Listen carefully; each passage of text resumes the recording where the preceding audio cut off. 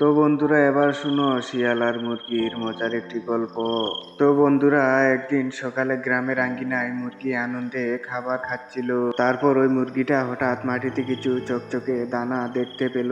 তারপর মুরগিটা ওই দানাগুলা খেতে লাগলো। তারপর পাশে গাছের আড়ালে এক শিয়াল চুপচাপ লুকিয়ে দেখছে। তারপর শিয়ালটা ভাবলো, আজকে আমি মুরগিটাকে ধরবো। তারপর মুরগি কিছুটা অশান্ত, কিন্তু দানা খাওয়া বন্ধ করলো না।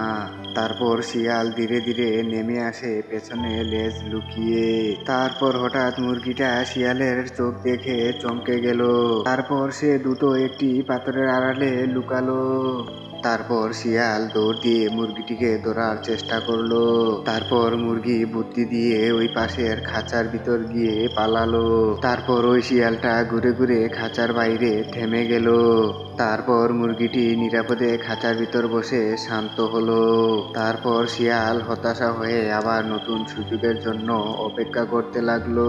তারপর মুরগিটি বুঝলো, সাহস আর চতুরতা মিলিয়ে বিপদ এড়ানো যায়। তারপর সে আনন্দে আবার আঙ্গিনায় দানা খেতে লাগলো, সতর্কতাও ভুললো না।